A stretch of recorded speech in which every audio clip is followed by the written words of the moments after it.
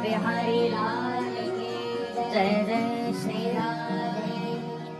तो इस कीर्तन को गाते हुए भक्ति अपने पुत्रों के साथ ज्ञान और वैराग्य के साथ हरिद्वार पहुंच गई। उस आनंद नाम के तट पर भक्ति महारानी आ गई हैं और क्या देखती हैं कि वहां तो कथा सुनने के लिए बड़े बड़े संत, बड़े बड़े ऋषि पहले से बैठे हुए हैं। वो सारा आनंद नाम का तट विशाल भक्तों की भीड़ से भरा पड़ा है। अब भक्ति को तो वहां कहीं बैठने की जगह भी नहीं दिखाई देती। मैं कहां बैठूं? तो जानते हो, भक्ति ने सनत कुमारों को हाथ जोड़कर पूछा कि महाराज, आप ही कृपा करके बताइए कि मैं कहां बैठकर कथा सुनूं? मैं इतना दूर वृंदावन से कथा सुनने आई हूं, हरिद्वार। तो आप बताओ, मैं कहां बैठकर कथा सुनूं? यहाँ तो बैठने की कोई जगह नहीं दिखाई देती। तो सनत कुमार बोले कि भक्ति, आपको यदि कथा सुननी है तो आप जमीन पर बैठकर कथा मत सुनना।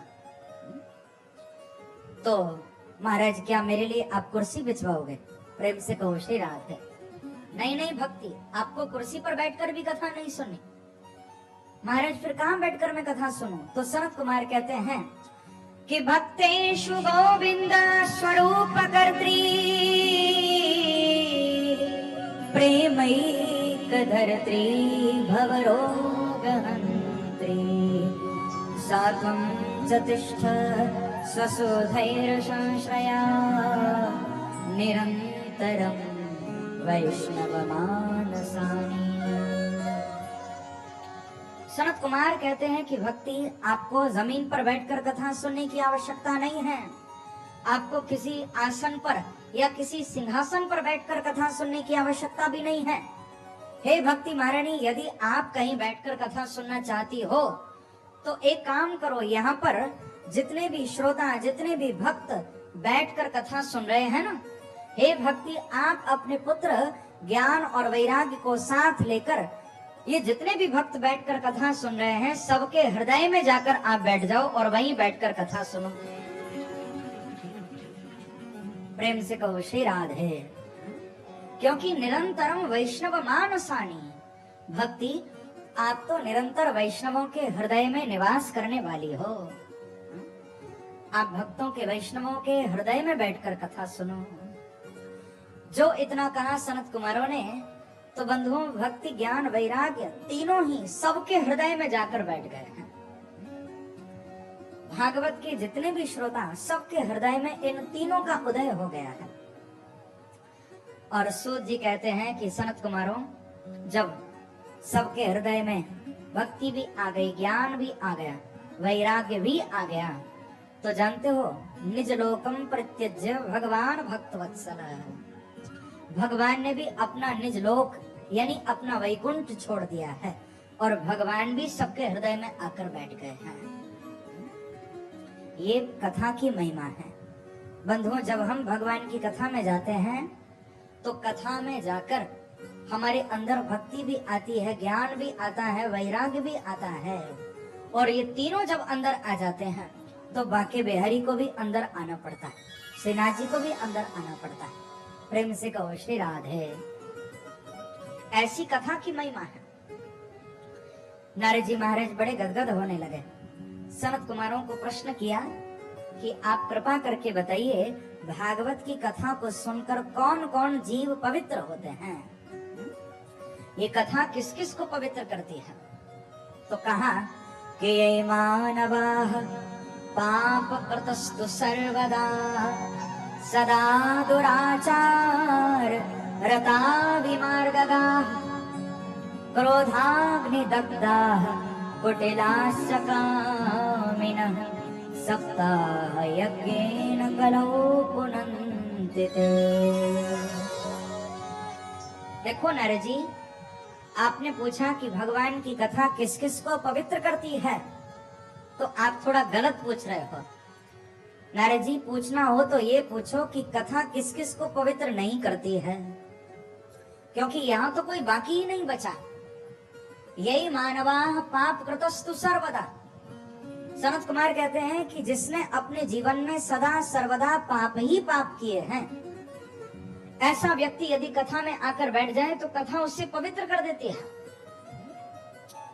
और तो और, चाहे कोई ब्रह्म घाती हो, गौ घाती हो, गुरु का अपमान करने वाला हो, माता पिता का अपमान करने वाला हो, शराब पीने वाला हो, जुआ खेलने वाला हो, कैसा भी पापी क्यों न हो, एक बार जो भगवान की कथा में आकर बैठ जाता है तो ते पुनंती, कथा उसको पवित्र कर देती है। इस संबंध में सनत कुमारों ने नारद जी को एक बड़ी सुंदर कथा सुनाई है। प्रेम से कहो श्री राधे। ये कथा बड़े ध्यान पूर्वक हम लोग सुने। ये महात्मा का बड़ा विशेष प्रसंग है।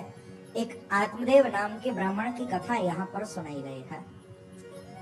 तुंगभद्रा तटे पूर्व मभूत पत्तनमुत्तमम् यत्र वर्णाः स्वधर्मेण सत्य सत्कर्म तत्पराः। कहते हैं कि तुंगभद्रा नदी के तट पर एक आत्मदेव नाम के ब्राह्मण रहा करते थे। ध्यान देकर सुनिए।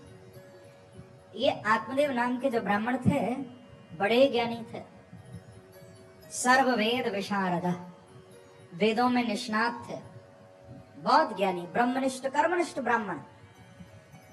इनकी एक पत्नी थी जिसका नाम था धुंधली। परिवार में सब प्रकार से आनंद था। आत्मदेव जी को पैसे की कोई कमी नहीं थी, बहुत पैसा था, खूब यश था, खूब कीर्ति थी, सब प्रकार से आनंद था। कमी थी तो केवल इस बात की कि इनके जीवन में इनको संतान की प्राप्ति नहीं हुई। प्रेम से कहो श्री राधे। इनको न तो कोई बेटा हुआ न कोई बेटी हुई, संतान नहीं हुई।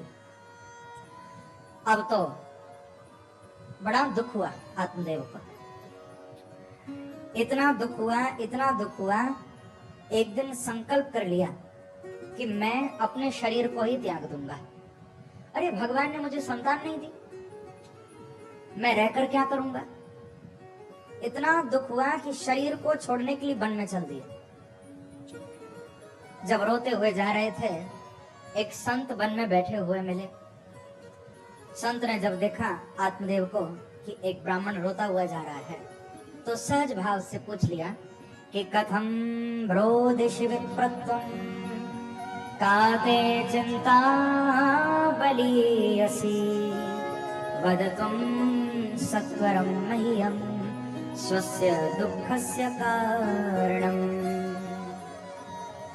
अरे ब्राह्मण, कथम रोदषि, तू कहाँ रोता हुआ जा रहा है। काते चिंता बलीयसी, तुझे क्या चिंता है, मुझे अपनी चिंता का कारण बता। ब्राह्मण, मैं तेरी चिंता को दूर कर दूंगा, ऐसा संत ने कहा।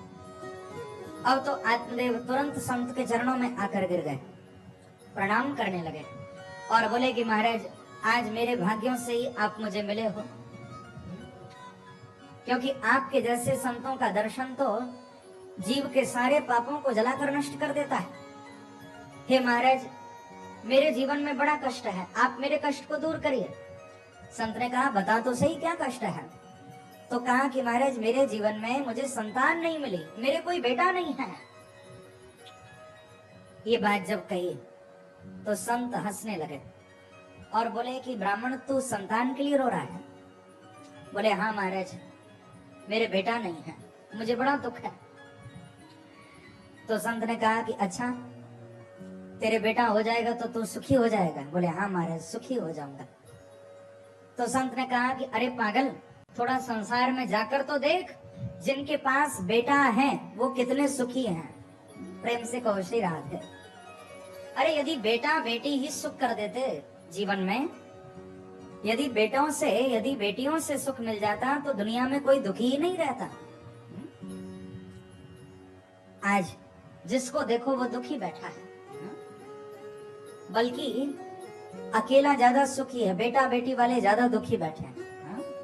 उनके जीवन में ज्यादा दुख है। तभी तो कहा कि धनहीन कहे धनवान सुखी, धनवान कहे सुख राजा को भारी, राजा कहे महाराजा सुखी, महाराजा कहे सुख इंद्र को भारी। इंद्र कहे चतुरानन सो, चतुरानन कहे सुख विष्णु को भारी। तुलसी अपने मन सोच कियो, हरि भक्ति बिना सब जीव दुखरी, प्रभु प्रेम बिना सब जीव दुखरी। जिसके पास पैसा नहीं है वो कहता है कि पैसे वाला मेरे से ज्यादा सुखी है, और जिसके पास पैसा है वो कहता है कि राजा मेरे से ज्यादा सुखी है। राजा को पूछो तो वो कहता है कि मेरे से ज्यादा सुखी तो महाराजा है। महाराजा भी अपने आप को सुखी नहीं मानता, उसको पूछो तो वो भी कहता है कि मेरे से ज्यादा सुखी तो इंद्र है, जो स्वर्ग का राजा है। इंद्र को पूछो तो इंद्र भी अपने आप को सुखी नहीं समझता। इंद्र कहता है कि मेरे से ज्यादा सुखी तो शायद ब्रह्मा जी हैं। इंद्र कहे चतुरानन सो, चतुरानन यानी ब्रह्मा, कि ब्रह्मा मेरे से ज्यादा सुखी है। और तो और ब्रह्मा जी भी अपने आप को सुखी नहीं मानते। ब्रह्मा भी कहते हैं कि हमसे ज्यादा सुखी तो भगवान नारायण हैं, विष्णु ज्यादा सुखी हैं, क्योंकि वो तो लक्ष्मी के पति है ना, और लक्ष्मी जिसकी पत्नी बन जाए उससे ज्यादा सुखी और कौन होगा। तो ब्रह्मा जी भी कहते हैं कि हमसे ज्यादा सुखी तो भगवान विष्णु हैं। लेकिन गोस्वामी तुलसीदास जी महाराज कहते हैं कि मेरी समझ में तो इस संसार में कोई व्यक्ति दुखी है ही नहीं, सभी सुखी हैं। भैया सबसे ज्यादा दुखी तो वो ही बैठा है जिसके जीवन में भक्ति नहीं है, भजन नहीं है, प्रभु का प्रेम नहीं है, बस वो ही दुखी है। बाकी सब सुखी बैठे हैं। जो भगवान से दूर है वही दुखी है। तो बड़ा समझाया संत ने कि आत्मदेव ब्राह्मण तू संतान लेकर क्या करेगा? अरे इससे अच्छा तो तू भगवान का भजन कर, अरे तुझे मुक्ति मिलेगी। तो आत्मदेव ने कहा कि महाराज भजन करने के लिए तो आप बैठे हो ना, बड़े अच्छे लगते हो, आप अकेले भजन करो, हमको भजन के चक्कर में नहीं पड़ना। हमको यदि आप कुछ देना चाहते हो तो आप संतान दो, क्योंकि मैंने सुना है एक कहावत बड़ी प्रसिद्ध है कि जो न करे लकीर सो करे फकीर।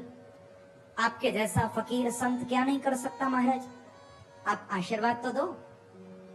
जब बार बार संत को कहने लगे, संत को दया आ गई, सर पटकने लगे आत्मदेव, तो अंत में संत ने अपने झोले से एक आम का फल निकाला, आत्मदेव को दिया और कहा कि ब्राह्मण तू ये फल ले जा।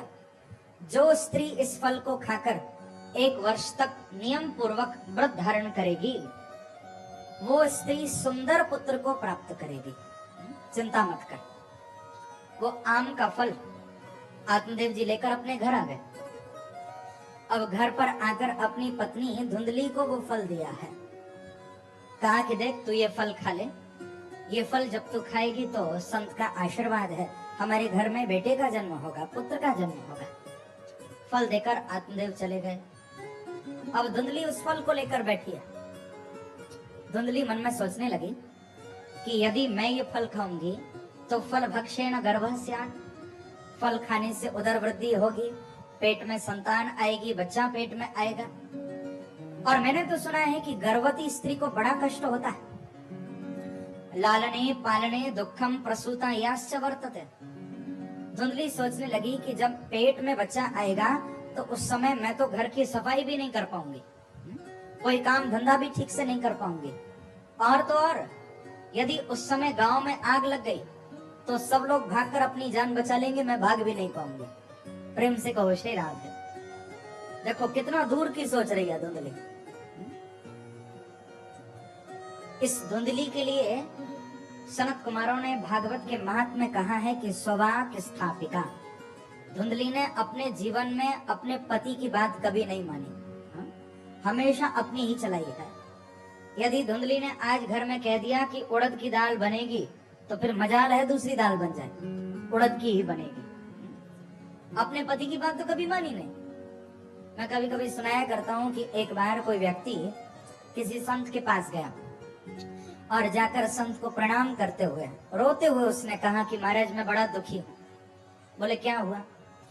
बोले आपके चरणों में एक निवेदन लेकर मैं आया हूं। बोले क्या? तो कहा कि आप महाराज कृपा करके मुझे कोई ऐसा मंत्र, ऐसा कोई तंत्र, कोई ऐसा उपाय आप बताइए जिसको करने से मेरी पत्नी मेरे बस में हो जाए। कोई मंत्र, कोई तंत्र, कोई जादू टोना, कुछ आप ऐसा बताओ जिससे मेरी पत्नी मेरे बस में हो जाए। तो उस संत ने कहा कि भैया यदि ये उपाय मैं जानता तो मैं बाबा जी क्यों बनता। बोलो श्री वृंदावन बिहारी लाल की जय। ये उपाय मुझे भी नहीं मालूम था, तभी तो मैं घर छोड़ के आया हूं। तो धुंधली ने अपने पति की बात कभी नहीं मानी जीवन में, हमेशा अपनी ही चलाई है। यहां तक कि बंधुओं, उस धुंधली ने उस फल को खाया ही नहीं, संत के प्रसाद का तिरस्कार कर दिया, मैं नहीं खाऊंगी, नहीं खाया फल को। और घर में एक गाय थी, वो गाय बांझ थी, गाय के कोई बच्चा नहीं था, तो वो फल लेकर उस गऊ को खिला दिया। और देखो कितना धोखा अपने पति से धुंधली ने किया। इसकी एक बहन थी, अपनी बहन को कुछ पैसा दे दिया, और बहन के जब बेटे का जन्म हुआ तो चोरी से उस बेटे को खरीद लिया धुंधली ने, और अपने पति को कह दिया कि महाराज इस पुत्र ने मेरी कोख से जन्म लिया है, ये मेरा बच्चा है। क्योंकि आत्मदेव जी तो यज्ञ कराने के लिए समय समय पर घर से बाहर जाते रहते थे। कई दिनों के लिए गांव से बाहर गए थे, जब लौट कर आए तो ये खुशखबरी दे दी कि आपके यहाँ पुत्र का जन्म हुआ है। वास्तव में वो बेटा आत्मदेव जी का नहीं था, अपनी बहन से खरीदा था पुत्र। आत्मदेव जी को पागल बनाया धुंधली ने। अब आत्मदेव जी तो सीधे साधे ब्राह्मण बड़े खुश होने लगे, खूब शहनाइयां बजवाई कि देखो आज संत के प्रसाद से मेरे यहाँ पुत्र का जन्म हो गया। बड़े प्रसन्न हुए। बंधुओं, जब 3 महीने निकले हैं तो एक दिन आत्मदेव जी सुबह सुबह अमृत वेला में 4 बजे अपनी गौ को चारा डालने के लिए गौशाला पहुंचे। प्रेम से कहो श्री राधे। गौशाला में जब पहुंचे, गाय को चारा डालने के लिए जो आगे बढ़े तो आत्मदेव जी ने एक चमत्कार देखा है आज। कित्रिमासे निर्गते चाथ साधेनु शुशवेर्भटम सर्वांग सुंदरम दिव्यम निर्मलम कनकप्रभम। बड़ा चमत्कार देखा।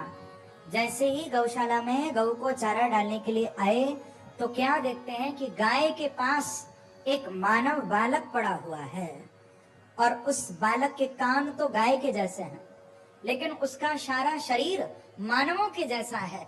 ऐसे परम संत, परम वैष्णव श्री गौकर्ण जी महाराज प्रकट हो गए हैं। बोलो गौकर्ण जी महाराज की जय। लेकिन मेरा बेटा तो इससे 3 महीने बड़ा है, अभी तक उसका कोई नाम नहीं रखा गया, तो मैं भी अपने पुत्र का नाम रखूंगी। अब धुंधली ने ब्राह्मणों को बुलाया है, बड़े बड़े ब्राह्मण आए, क्योंकि देखो नामकरण संस्कार भी बड़ा अद्भुत संस्कार है। जब घर में बच्चे का जन्म हो तो बहुत सोच समझकर हमको नामकरण कराना चाहिए। शास्त्र में लिखा है कि जातस्य पुत्रस्य 10वीं नाम कुर्यात्, बालक के जन्म के 10वें दिन उसका नामकरण करवाना चाहिए। और नामकरण भी अपने आप नहीं, किसी संत के द्वारा, किसी ब्राह्मण के द्वारा उस बच्चे की जन्म राशि पर, जन्म नक्षत्र पर विचार करते हुए हमको बच्चे का नामकरण करवाना चाहिए। क्योंकि जैसा बालक का नाम होगा वैसे ही संस्कार उसमें जरूर आएंगे। सोच समझकर बच्चों का नाम रखो। तो अब धुंधली ने ब्राह्मणों को बुलवाया, ब्राह्मण आए,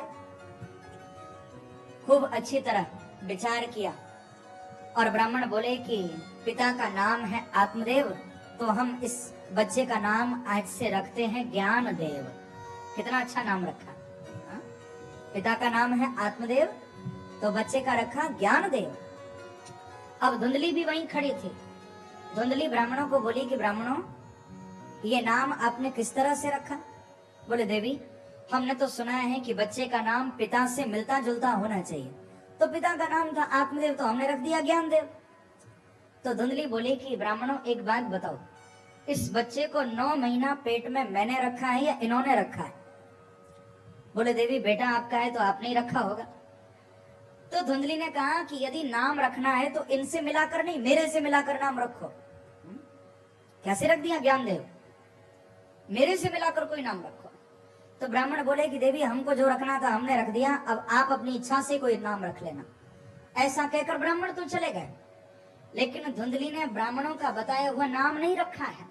महात्म्य में लिखा हुआ है कि नाम मात्रा प्रतिष्ठितम।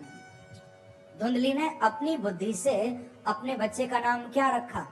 खुद का नाम था धुंधली, तो बेटे का नाम रख दिया धुंधकारी। प्रेम से कहो श्री राधे। अब आप स्वयं विचार करो, जब बच्चे का नाम ही धुंधकारी रख दिया तो फिर बच्चे में अच्छे संस्कार कहां से आएंगे? जब दोनों ही बड़े हुए, गौकर्ण जी महाराज और धुंधकारी, जब दोनों ही बड़े हुए हैं तो कहते हैं सनत कुमार कि गौकर्ण पंडितो ज्ञानी धुंधकारी महाखल। जब दोनों बड़े हुए तो बड़े होकर गौकर्ण जी तो परम ज्ञानी बने हैं, पंडित बने हैं, लेकिन धुंधकारी बड़ा होकर बहुत पापी बना। उल्टे हाथ से तो भोजन करता था, सारा दिन शराब पीना, सारा दिन जुआ खेलना, अनेक पाप कर्म इस धुंधकारी ने किया। यहाँ तक कि बंधुओं धीरे धीरे अपने पिता आत्मदेव का सारा पैसा भी ठिकाने लगा दिया।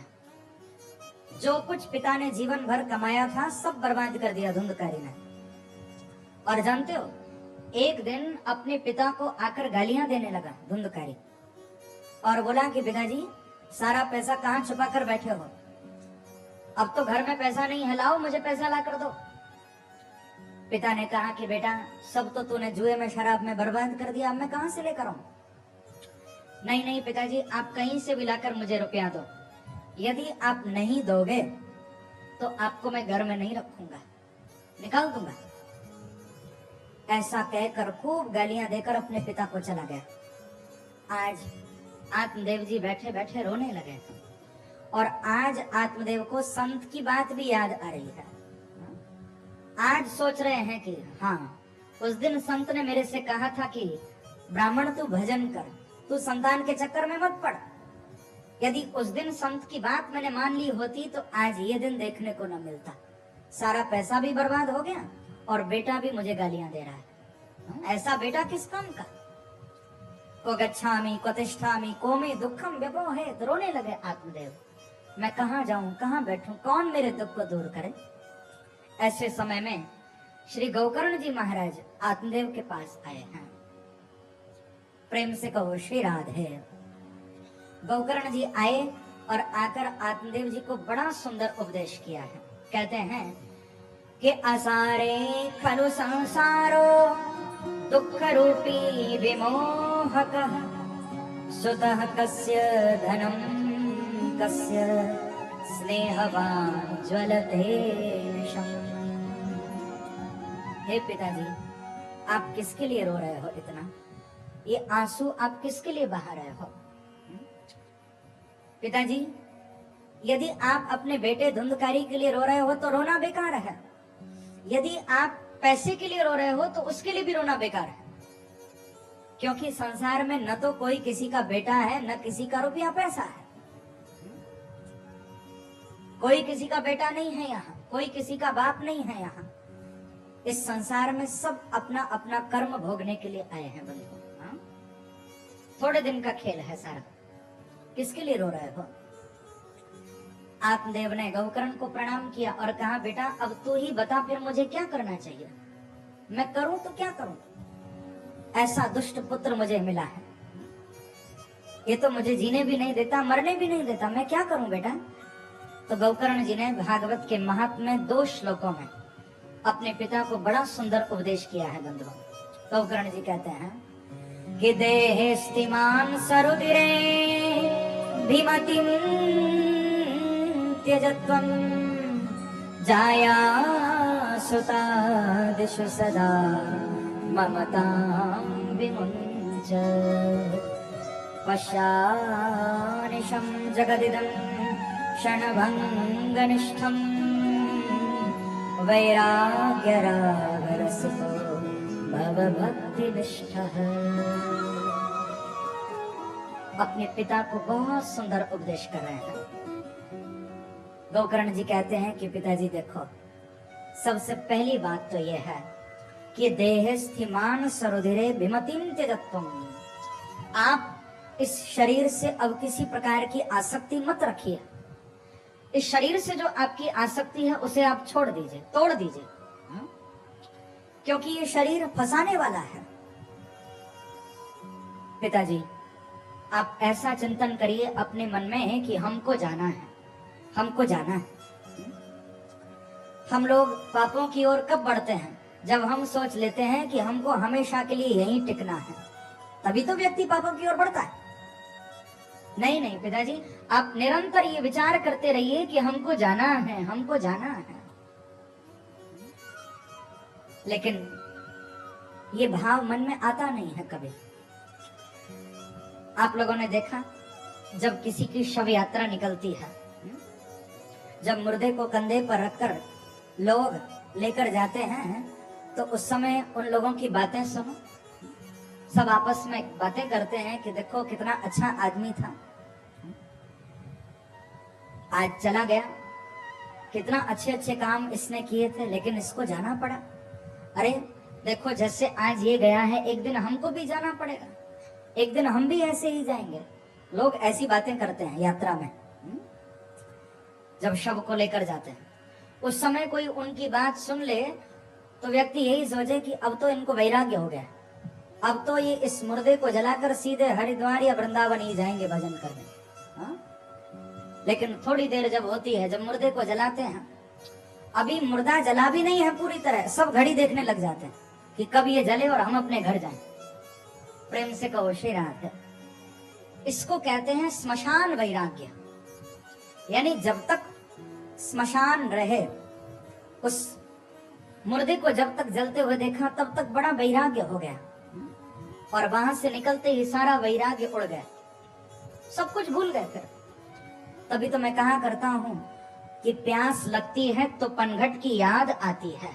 ध्यान देना, प्यास लगती है तो पनघट की याद आती है, शर्म आती है तो घूंघट की याद आती है। कितनी गमगीन कहानी है जिंदगानी की कि उम्र ढलती है तब मरघट की याद आती है। प्रेम से कहो श्री राधे। यही बात गोकर्ण जी कह रहे हैं कि पिताजी अब तो जीवन की शाम होने वाली है, यदि अभी भी आप नहीं सुधरे, यदि इसी मोह में आप पड़े रहे तो आपका कल्याण नहीं होगा। पिताजी अब आप भजन करने के लिए आगे बढ़िए, आप भगवान के भजन की ओर आगे आइए। ऐसा उपदेश श्री गोकर्ण जी ने अपने पिता को किया है, भजन का रास्ता दिखाया है। आप सत्संग की ओर आइए, आप भजन की ओर आगे आइए। प्रेम से कहो श्री राधे। क्योंकि बंधुओं, व्यक्ति जितना सत्संग की ओर आगे बढ़ेगा उतना ही भगवान से